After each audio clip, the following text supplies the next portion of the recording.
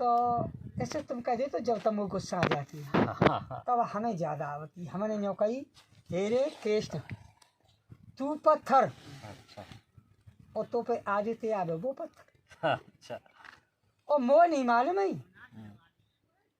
तू पत्थर ना, मैं ही पत्थर हूँ, मैं ही मूर्ख हूँ। सो तेरे पत्थर के ढिगा में आवत रहो। अच्छा यदि तू जाम पत्थर में हो तो कम से कम यूँ तो कह तो कल ला तू काय को आवत हुए तो कहाँ दुख हुए।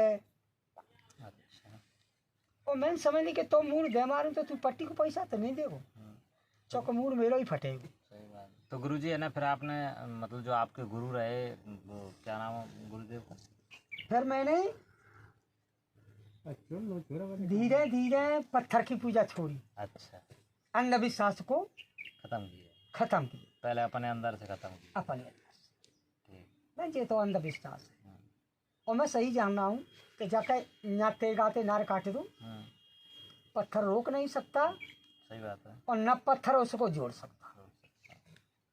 केवल धीरे धीरे वो ज्ञान हो कि जब पहले सत्ययुग द्वापर त्रेता में ये फोटोग्राफर नहीं थे और हाथ के चित्रकार थे और बिन्ने हाथ के चित्रकार थे, तो ये केवल यादगारी के लिए हमारे यहाँ कवि साहब की फोटो रखो है।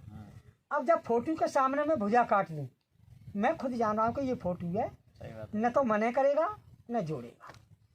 केवल किसके लिए? आदास के लिए। जब मैं भजन पर बैठेंगे तो ये फोटो का ही ध्यान रखना पड़ेगा। अच्छा हाँ सही बात है। कायदे से फोटो को ध्यान रखोगे तो वो फोटो तुम्हारे भजन करते में तुम्हारी सुरती डटिया गई, मन दौड़ गो, बंद रह जाओ, फोटो तुम्हारे सामने आ जाओ, समझ लो कि मेरा भजन पूरा है। और ताजा नहीं आओ तो ताजा समझ ली को आज मेरा भजन अधूरा रहेगा। हाँ जैसे भजन पूजा करते समय जिसका भी ध्यान करते हैं वो हाँ वो मूर्ति सामने आ जाए, आंखें बंद करते समय उसकी तस्वीर सामने आ जाए, तस्वीर सामने आ जाए तो भजन पूरा। ये अनुभव होता है। हाँ तो हमारे गुरुजी थे, मैं उनके पास जब दीक्षा लेने गया था तब उन्होंने मैंने उनसे कहा, मैंने गुरुजी मुझे कैसे पता चलेगा कि मुझे आपसे दीक्षा मिल गई और आपने मुझे ज्ञान दिया? तो उन्होंने कहा सीधी सी बात है, ये तब पता चलेगा जब तुम गुरु का ध्यान करोगे। और गुरु का ध्यान करते समय अगर गुरु की तस्वीर तुम्हारे सामने आ गई तो समझ लो कि तुम्हारा ध्यान पूरा हो गया। और फिर उसी को तुम अपना गुरु बनाना जिसका ध्यान तुम्हारे आते समय उसका चित्र आया। हाँ जब मैं ना किया था तो मेरे पिताजी फिर मामा जी हैं मेरे गुरु, नाना भी रहे कुछ समय तक। फिर ये मामा जी के बहुत पीछे पड़ा रहा था ये आनंद मुनि महाराज गुरु जी। चलो बहुत बढ़िया है। आपको दीक्षा दिया है ना गुरुजी, है ना अपने गुरुजी से? हाँ मैंने दीक्षा सन 74 में। अरे बाप रे 74 में तो मेरा गुरुजी, मेरा जन्म भी नहीं हुआ। मैंने सन 74 में, सन 72 में मेरा ब्याह हुआ, सन 74 में मेरी लगन बचपन से ही थी। इस हिसाब से गुरुजी आपकी उम्र कितनी होगी ना? मेरी उम्र है गई 67 चल रही है। 67 शुरू हुए थी। 67 साल के, अब 65 66 के है गए, 66 पार कर गए। अच्छा तो बहुत बड़ी बात है। 76 में तो मेरा ही जन्म हुआ है। 76 में? हाँ तो तुम्हारी तो नेक उम्र है। चले 45 साल की उम्र हुई है। हाँ तो अच्छा फिर धीरे धीरे ऐसे बच्चा स्कूल बदलते हो, जो जितना ज्ञान मिलो पीछे की पढ़ाई छोड़ते गए, आगे बढ़ते। अब यहाँ से आगे पढ़ाई ना हम लोग बढ़ सके, बिल्कुल नज़दीक पार पे खड़े। वैसा गुरु तो सीखने की तो कोई उम्र होती नहीं है, सीखने की तो कोई उम्र कोई नहीं। इस अवस्था में भी आप सीख सकते हैं, सिखा सकते हैं लोगों को। हाँ कभी है ना बेचारे ऐसा मन में आया आपके कि जो आप जानते हैं, बुरा मत मानिए मेरी बात को, कि आपको बहुत ज्ञान है जहाँ तक मैं महसूस कर रहा हूँ, तो कभी विचार किया कि ये ज्ञान किसी और को भी मिलना चाहिए या बंटना चाहिए, या लोगों को जितने लोगों तक पहुँच जाए उतना अच्छा है? बेटा मेरी तो पसारी की दुकान है। अच्छा। पसारी पे सौदा होती है सब तरह की। अब बेटा सामने कोई गाहक ही ना मांग रहा तो बेचेगो का पसारी अपनी ऐसी तैसी।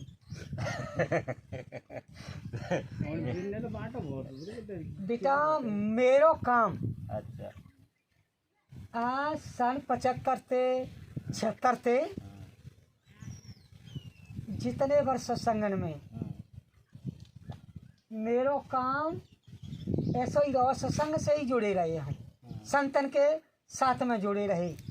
हाँ, और 20 साल ते तो मैंने हद कर दी बेटा बांट दी।